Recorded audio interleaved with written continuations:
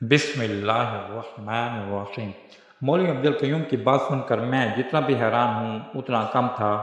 وہ کیسے میری حقیقت کو جان سکتے تھے؟ کچھ دیر بعد ہی عمر اندر داخل ہوا تھا۔ اپنے والد کو دیکھ کر کچھ گھبرایا تھا۔ عمر کو دیکھ کر عبدالقیوم کھڑے ہو گئے، عمر کے پاس گئے اور ایک زوردار تھپڑ اس کے منہ پر لگایا۔ کہنے لگے، تمہیں شرم نہیں آئی؟ ایک طوائف سے شادی کرتے 1 مہینے سے تم نے یہ بات ہم سے چھپا رکھی۔ وہ کہنے لگا کہ میں نے آپ سے یہ بات اس لیے چھپائی کہ آپ ایسا چاہتے نہیں تھے۔ وہ کہنے لگا کہ میں ابھی بھی ایسا نہیں چاہتا ہوں۔ ان کے یہ الفاظ ابھی تک کا سن کر میں بری طرح سے گھبرا گئی تھی۔ وہ کہنے لگا کہ ابو جی، یہ میری بیوی ہے اور میں اسے نہیں چھوڑ سکتا۔ ابو جی کہنے لگے کہ میں اسے بہو کے طور پر کبھی قبول نہیں کروں گا۔ عمر نے کہا کہ وہ آپ کی مرضی ہے، لیکن میں اسے بیوی کے طور پر قبول کر چکا ہوں۔ وہ کہنے لگے کہ تم جانتے ہو اس کا نتیجہ کیا نکلے گا؟ تمہاری بہنوں کو طلاق ہو جائے گی، تمہاری چھوٹی بہن کا رشتہ نہیں ہوگا۔ تم کیا چاہتے ہو؟ اپنی بہنوں کا گھر برباد کرنا چاہتے ہو؟ وہ کہنے لگا کہ میں اس لیے گاؤں میں آ کر رہنے لگا ہوں، آپ شہر میں رہتے ہیں، بہنیں بھی شہر میں اپنے سسرال میں۔ وہ کہنے لگا، جس طوائف زادی سے تم نے نکاح کیا اس کے چرچے شہر میں مشہور ہو چکے ہیں۔ دیواروں پر اس کی تصاویر لگی ہوئی ہیں کہ ڈھونڈنے والے کو منہ مانگا انعام دیا جائے گا۔ وہ کہنے لگے کہ مجھے بھی فون کر کے کسی نے بتایا ہے کہ آپ کے بیٹے نے اس طوائف سے شادی کر لی ہے۔ تمہیں شرم نہیں آئی؟ کیا میں نے تمہیں ایسی تربیت دی تھی کہ تم ایک بد کردار جیسے فروش طوائف زادی سے شادی کر لو؟ عمر کہنے لگا کہ میں نے تو اسے برائی سے نکال کر نیکی کے راستے پر چلایا ہے۔ وہ خود عزت کی زندگی جینا چاہتی تھی اور میرے خیال سے اسے پورا حق حاصل ہے۔ مولوی عبدالقیوم کہنے لگا کہ ایسی لڑکیاں شوقیہ شادی کرتی ہیں، دیکھ لینا تم پر ذرا سی تنگی آئی تو یہ تمہیں چھوڑ کر چلی جائے گی۔ وہ کہنے لگا کہ نہیں، نور ایسے نہیں ہے۔ ابا 6 مہینے ہماری شادی کو ہو گئے ہیں، ان 6 مہینوں میں اس نے ایک بار بھی ایسا کچھ نہیں کیا، اب کیوں کرے گی؟ وہ خود اس ماحول سے بھاگنا چاہتی تھی، عزت کی زندگی چاہتی تھی۔ مولوی عبدالقیوم کہنے لگا کہ ہم ایسی لڑکیوں کو عزت نہیں دے سکتے۔ اگر تم اسے اپنے پاس رکھو گے تو میرا مرا منہ دیکھو گے۔ فیصلہ میں تمہارے ہاتھ میں چھوڑتا ہوں۔ یہ سن کر عمر پریشان سا ہو گیا تھا اور میں بڑی آنچ بھری نظروں سے اسے دیکھ رہی تھی۔ اس کے والد نے اپنی جیب سے تیز دھار والا چاقو نکالا اور اپنی گردن پہ رکھ دیا اور وہ چپ چاپ کھڑا تھا، لیکن میں تڑپ گئی تھی۔ میں نے کہا، آپ یہ سب نہ کریں۔ وہ کہنے لگے، پھر اس سے کہو کہ تمہیں طلاق دے دے۔ میں نے عمر سے کہا کہ ہمارا ساتھ شاید یہیں تک تھا، تم مجھے چھوڑ دو۔ کہنے لگا کہ نہیں، میں کسی قیمت پر تمہیں نہیں چھوڑ سکتا۔ وہ کہنے لگے کہ اپنے باپ کو مروا سکتے ہو؟ میں ذلت کی زندگی نہیں جی سکتا کہ بیٹا ایک طوائف کو بیوی بنا کر کے آئے۔ عمر کہنے لگا، ابا اس میں نور کا کوئی قصور نہیں ہے کہ اگر وہ طوائف کے گھر پیدا ہوئی ہے۔ عبدالقیوم کہنے لگے، تم ویسے ہی اس کی محبت میں پاگل ہو گئے ہو۔ تمہیں یہ خیال تک نہیں کہ اس لڑکی نے تمہارے علاوہ نہ جانے کتنوں کے ساتھ وقت گزارا ہے۔ وہ کہنے لگا کہ اگر آپ اس طوائف کے گھر پیدا ہو جاتے، آپ کی زندگی بھی ایسی نہیں ہوتی جیسی کہ آج، آپ بھی عورتوں کی دلالی کر رہے ہوتے۔ وہ کہنے لگے کہ مجھے پتہ ہے کہ تم کس کی زبان بول رہے ہو۔ کہنے لگے کہ مجھے اندازہ نہیں تھا کہ تم محبت میں اپنے باپ کو اپنے سامنے مرتا ہوا دیکھو گے۔ انہوں نے چھرے سے اپنے گلے میں زور دینا شروع کر دیا تھا، خون کے قطرے بہنے لگے تھے، میری جان نکل گئی۔ عمر بھی بہت پریشان تھا، اپنے باپ کے پاس آ گیا، کہنے لگا، ابو چھوڑ دیں، کیوں اس معصوم کو دوبارہ جہنم میں بھیجنا چاہتے ہیں؟ وہ کہنے لگے کہ میرا معاشرہ مجھے قبول نہیں کرے گا، یہ لڑکی میری دینداری پر گندا دھبا ہے۔ تم کہتے ہو کہ میں اسے قبول کر لوں تو میری بیٹیاں میرے گھر آ کے بیٹھ جائیں گی، لوگ مجھ پر تھو تھو کریں گے، کہیں گے دیندار تھا، مفتی تھا اور بہو ایک طوائف کو بنا کر لے آیا۔ کیوں تم میرے سفید بالوں کو مٹی میں رولنا چاہتی ہو؟ میں مر جاؤں گا لیکن اس لڑکی کو قبول نہیں کروں گا۔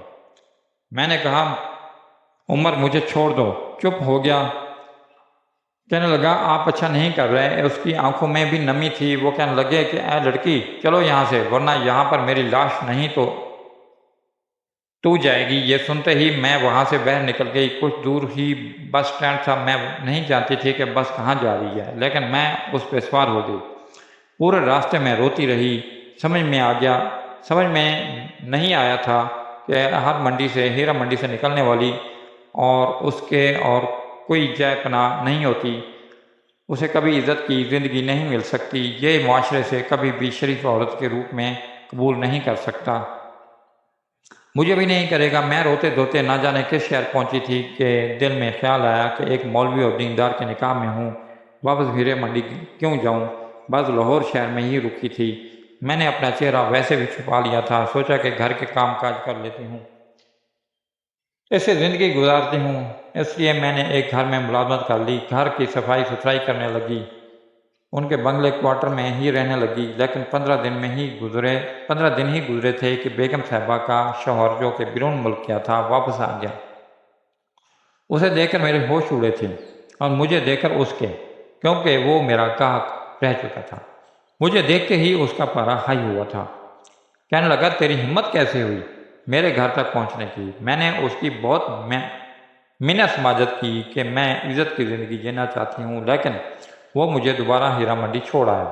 کہنے لگا تم اگر شریف لوگوں کے گھروں میں آ گئی تو ہمارے گھر ہیرا منڈی بن جائیں گے، تم میری نیک بیوی اور بچیوں کو بھی خراب کر دو گی۔ مجھے اس کی سوچ پر حیرت ہوئی تھی، اگر ہم اتنی بری عورتیں ہیں تو پھر ایسے امیر زادے ہمارے پاس آتے ہی کیوں تھے؟ اپنی شریف عورتوں کے پاس ہی کیوں نہیں رہتے تھے؟ دل بہلانے کے لیے ہم جیسی حسین طوائفیں چاہیے ہوتی ہیں، اور نکاح کے لیے شریف اور خاندانی عورت۔ ہیرا منڈی میں رہنے والی عورتیں ہم معاشرے پر گندہ دھبا تھیں تو یہاں آنے والے مرد شریف کیوں تھے؟ انہیں کوئی معاشرے کا گندہ دھبا کیوں نہیں سمجھتا تھا؟ انہیں مسجد میں نماز پڑھنے کی اجازت کیوں دی جاتی تھی؟ اگر طوائف کو شریف عورت کی طرح زندگی گزارنے کا حق ہمارا یہ معاشرہ نہیں دیتا تو یہاں آنے والے رئیس نواب کیسے ہمارے معاشرے میں سر اٹھا کر جیتے ہیں؟ یہ کیسا دوغلا معاشرہ ہے۔ مجھے رملہ بائی نے بہت مارا تھا، مار مار کر میرا چہرہ اور جسم نیلا کر دیا تھا۔ کہنے لگی کیا چھوری، کیا سمجھا تھا تو نے؟ ہیرا منڈی سے جان چھوٹ جائے گی تیری؟ ایسا کوئی مائی کا لال پیدا نہیں ہوا جو ساری عمر طوائف کو بیوی بنا کر رکھے۔ تیرا تو میں وہ حشر کروں گی کہ ہیرا منڈی کی کوئی بھی طوائف بھاگنے کی کوشش نہیں کرے گی۔ مجھے 1 ماہ تک کمرے میں بند رکھا گیا۔ جب میرے زخم اور اس کے نشانات ٹھیک ہو گیا تو چند مردوں کو بلایا گیا تھا۔ سننے میں آیا تھا کہ وہ فلمیں بناتے ہیں، لڑکیوں کو دبئی لے جاتے ہیں۔ رملہ بائی نے مجھے ان کے سامنے بٹھا دیا۔ مجھے دیکھتے ہی میں انہیں پسند آ گئی تھی۔ وہ لوگ مجھے دبئی لے جانے کے لیے تیار ہو گئے۔ میں ان دنوں نماز بڑی پابندی سے پڑھتی تھی۔ عمر دین کی سنگت نے مجھے رب سے مانگنے کا سلیقہ سکھا دیا تھا۔ میں رات کو رب کے حضور بہت روئی تھی کہ اے اللہ، میں تیرے نیک بندے کے نکاح میں ہوں، بے شک بری عورت ہوں، لیکن میرے نکاح کی لاج رکھ لیں، میں یہ گناہ کی زندگی نہیں گزار سکتی۔ مجھے ان گناہوں سے بچا لے۔ اگلے روز رملہ بائی نے کہا کہ نیا جوڑا پہن کر تیار ہو جا، آج تجھے اس ڈائریکٹر کا دل خوش کرنا ہے۔ یہ سن کر میرا دل مٹھی میں آیا تھا۔ عمر سے نکاح کے بعد میں نہیں چاہتی تھی کہ کوئی مجھے چھوئے، اور یہ بھی جانتی تھی کہ انکار کا مطلب کیا ہے۔ رملہ بائی مجھے پہلے ہی کہہ چکی تھی کہ تو نے انکار کیا تو تیرے کمرے میں ایک کے بعد ایک مرد آئے گا۔ میں تیار ہو کر ہوٹل کے اس کمرے میں پہنچ گئی جہاں پر وہ ڈائریکٹر میرا منتظر تھا۔ مجھے دیکھ کر اپنے ہوش کھونے لگا تھا۔ شراب کا ایک گلاس اپنے ہاتھ میں پکڑ رکھا تھا۔ مجھے دیکھ کر اس نے مجھے اندر کمرے میں بلایا، کمرے کا دروازہ بند کیا اور پھر مجھے کہنے لگا کہ تم بھی یہ پیو۔ میں نے کہا نہ، یہ چیزیں تو میں نے سب کچھ چھوڑ دیا ہے۔ اس نے میرے ساتھ زبردستی کرنی چاہی، میرے منہ میں شراب کا گھونٹ ڈال دیا، لیکن اسی وقت میرا جی مفلانے لگا۔ میں واش روم بھاگی تھی، مجھے الٹی آنے لگی، میرا سر چکرانے لگا۔ یہ دیکھ کر وہ شخص بیزار سا ہوا تھا۔ جیسے ہی میں واش روم سے باہر آئی مجھے زور کا چکر آیا، میں وہیں زمین پر گر گئی۔ جب ہوش آیا تو میں ہاسپٹل میں تھی۔ ڈاکٹر نے جو خبر سنائی وہ سن کر میں اپنا بھول گئی تھی۔ میں حاملہ ہو چکی تھی اور یہ خبر رملہ بائی پر قیامت بن کر ٹوٹی تھی، کیونکہ اس ڈائریکٹر نے مجھے اپنے ساتھ فلمانے سے منع کر دیا تھا۔ کہنے لگا کہ ایسی لڑکی ہماری انڈسٹری میں فلم نہیں بنا سکتی، نہ ہی ماڈلنگ کر سکتی ہے، یہ ہمارے کسی کام کی نہیں ہے۔ لیکن میں خوش تھی کہ اچھا ہے میں اس برائی سے بچ گئی۔ پھر اس بات کی بھی خوشی تھی کہ عمر دین کی محبت کی نشانی میرے پاس ہے۔ رملہ بائی مجھے اگلے ہی روز ڈاکٹر کے پاس لے گئی، کہنے لگی کہ اس حرام کے پلے کو ختم کر، جس کا وجود اس کی کوکھ میں پل رہا ہے۔ یہ سنتے ہی میں نے رملہ بائی پر چلا کر کہا کہ میں نے کہا یہ میری جائز اولاد ہے، ایک ہی تو جائز رشتہ ملا ہے مجھے، جو مرضی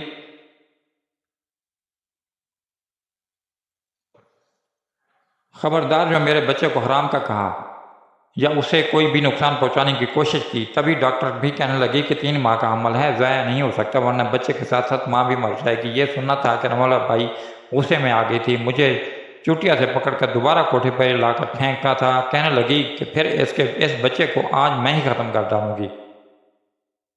اس نے مجھے بہت مارا، میرے پیٹ پر زور زور سے مارتی رہی، لیکن میں یہی کہتی رہی کہ اللہ جسے تو بچانا چاہے اسے کوئی بھی مار نہیں سکتا۔ ایسے ہی ہوا تھا، اس کی مار پیٹ بھی میرے بچے کو کوئی نقصان نہیں پہنچا پائی، لیکن میں خوش قسمت تھی اس وقت جب 5 ماہ کا بچہ میرے پیٹ میں تھا اور لیڈی ڈاکٹر نے رملہ بائی کو یہ بتایا تھا کہ بیٹی ہے۔ یہ سن کر رملہ بائی کا خوشی کا کوئی ٹھکانہ نہ تھا، کہنے لگی تو کوہ نور کا ہیرا ہے، ہیرا جیسی تو خوبصورت ہے، تیری بیٹی بھی ایسی خوبصورت ہوگی جب یہ پیدا ہوگی۔ میں تجھے دھندے بھی لگا دوں گی، 15 سال تو مجھے کما کر کے دے گی، اور اس کے بعد تیری بیٹی میرے کوٹھے کو چلائے گی۔ میرے لیے خبر قیامت سے کم نہ تھی۔ میں تو بہت روئی تھی، رب کے حضور رو رو کر کہنے لگی کہ اس سے اچھا تھا کہ تو مجھے بے اولاد ہی رکھتا، میں کیسے ایک نیک انسان کی بیٹی کو کوٹھے پر بٹھا دوں۔ انہی دنوں رملہ بائی نے ایک اردو کا استاد بلایا، کہنے لگی اس کی زبان ذرا سیدھی کروا۔ میں جانتی تھی کہ وہ ایسا کیوں کہہ رہی تھی، وہ چاہتی تھی کہ جیسے ہی میں بچے کو جنم دوں میری زبان ٹھیک اردو بولنے لگے تاکہ وہ مجھے پھر اسی کمینے ڈاکٹر کے پاس حوالے کر دے۔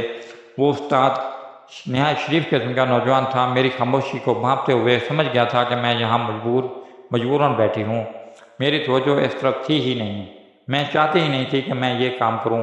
پھر مجھے خیال آیا کہ مجھے ایک خط عمر کو بھجوانا چاہیے، پر میں چٹھی ان پڑھ تھی۔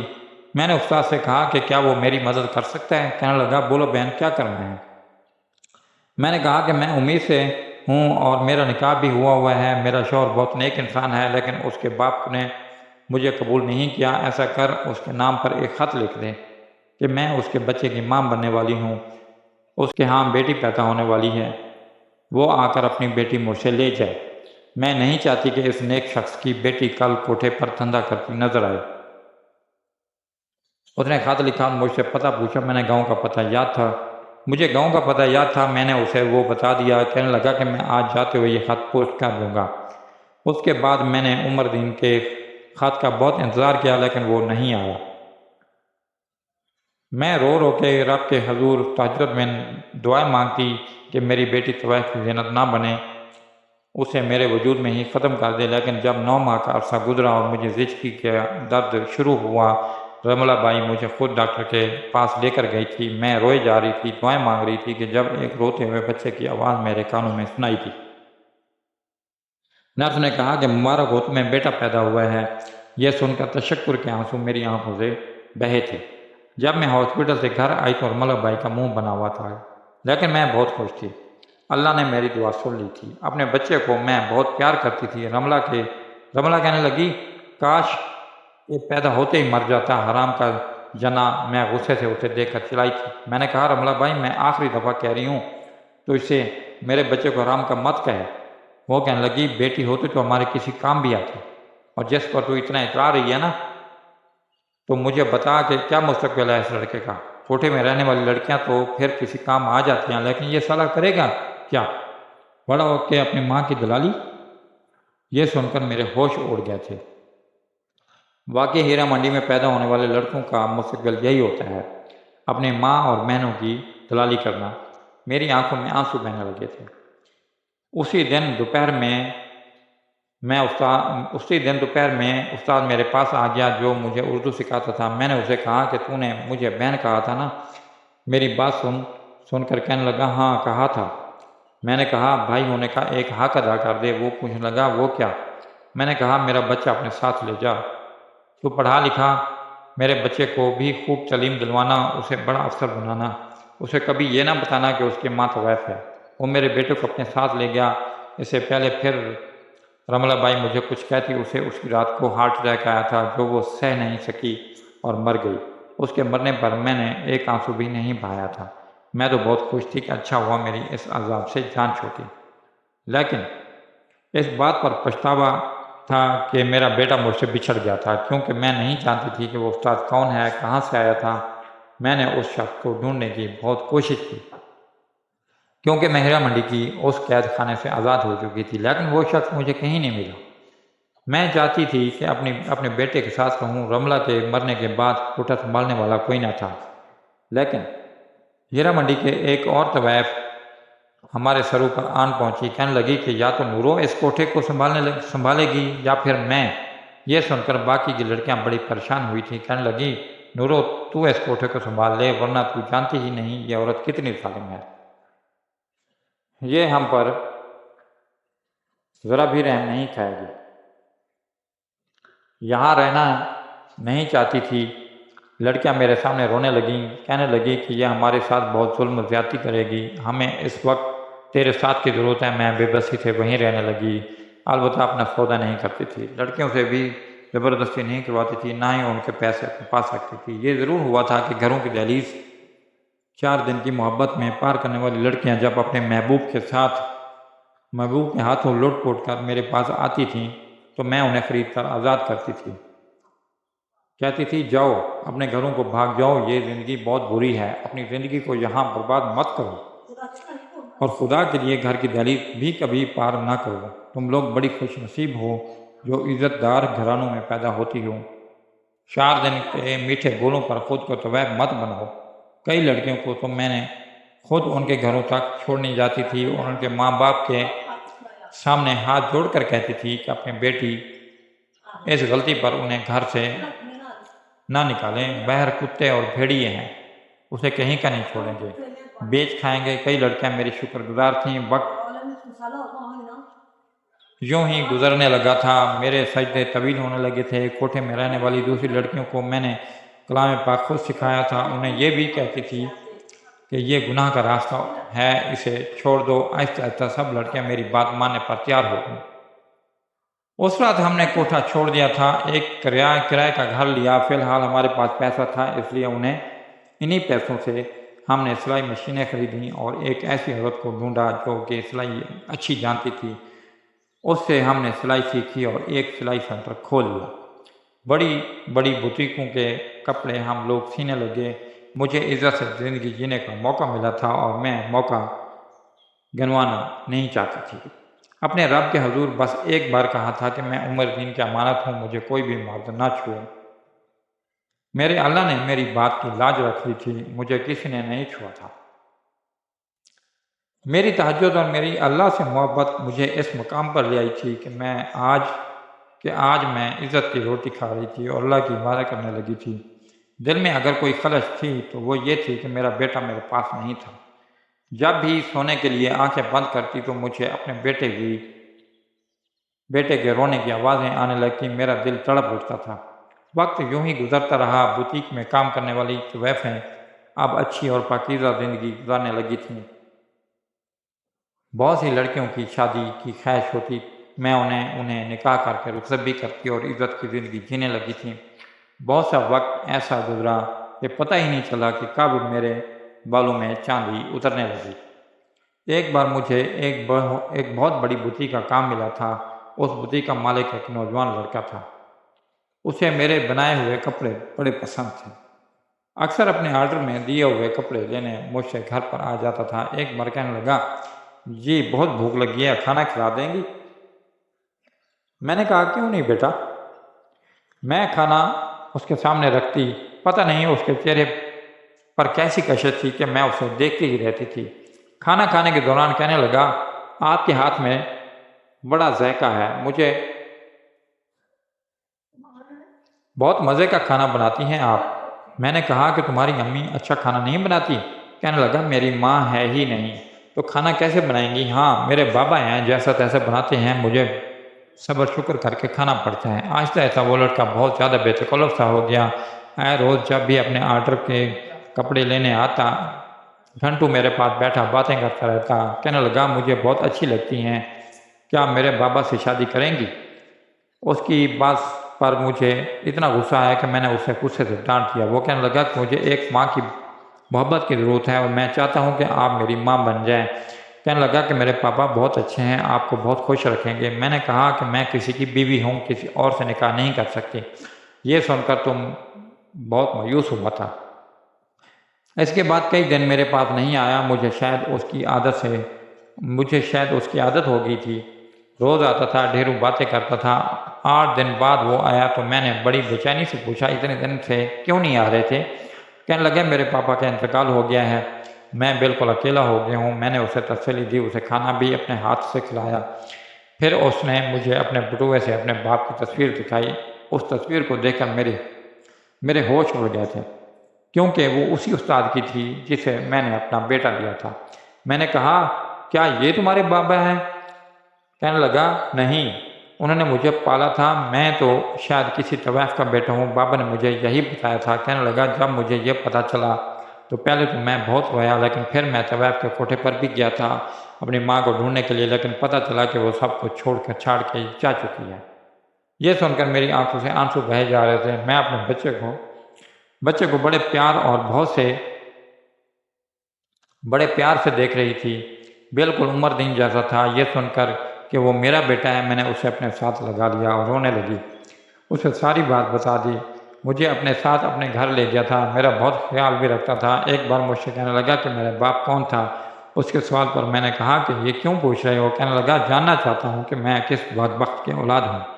میں نے کہا ایسا مت کہا کرو، تمہارا باپ بہت نیک انسان تھا۔ کہنے لگا نیک انسان ہوتا تو آپ کو عزت کی زندگی دیتا، بیچ راستے میں چھوڑ کر نہ چلا جاتا۔ میں نے کہا نہیں، وہ مجھے چھوڑ کر نہیں گیا، میں خود ہی اسے چھوڑ کر آ گئی تھی۔ کہنے لگا اسے ڈھونڈنا تو چاہیے تھا نا۔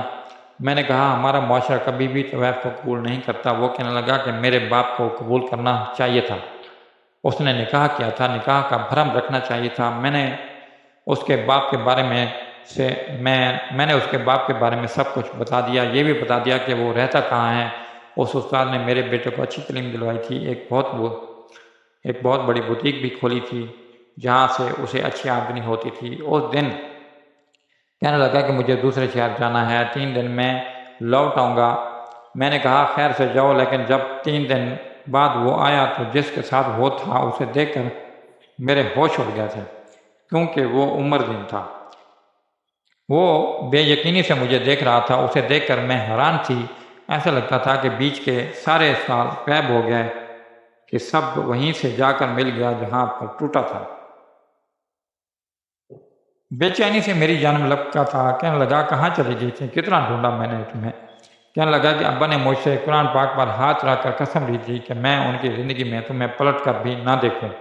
کہنے لگا کہ جیسے ہی ابا کا انتقال ہوا میں فوراً سے آیا تھا، لیکن تمہاری کوٹھی پہ پہنچ کے پتہ چلا کہ تم جا چکی ہو۔ میں نے تمہیں بہت ڈھونڈنے کی کوشش کی نور، مجھے تو تمہارا پتہ معلوم نہیں تھا، لیکن تم تو جانتی تھی، پھر کیوں نہیں آئی میرے پاس؟ میں نے کہا تمہیں نئی آزمائش میں نہیں ڈالنا چاہتی تھی۔ کہنے لگا اگر اب بھی احمد میرے پاس نہیں آتا تو مجھے تو پتہ ہی نہیں چلتا، وقت بہت زیادہ بیت گیا۔ کہنے لگا کہ مجھے یہ خوشی ہے کہ تم اس جہنم میں نہیں رہتی۔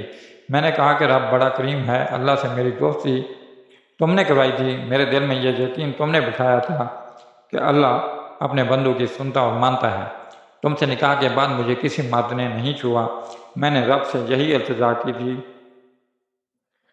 اس کی آنکھوں میں آنسو بہنے لگے۔ کہنے لگا کہ میں ہر روز اپنے رب سے یہی التجا کرتا تھا کہ میری بیوی میری عزت ہے، پروردگار اس کی حفاظت رکھنا، اور دیکھ لو اس نے کوٹھے پہ رکھ کر بھی تمہیں محفوظ رکھا ہے۔ میری زندگی اس موڑ پر آ کر خوشحال ہوئی تھی، شوہر تھا، بیٹا تھا، عزت تھی، کیونکہ اس بار میں نے عزت اپنے رب سے مانگی تھی۔ اب وہ اپنے بندوں کو کبھی بھی مایوس نہیں کرتا، ایک طویف کو بھی نہیں۔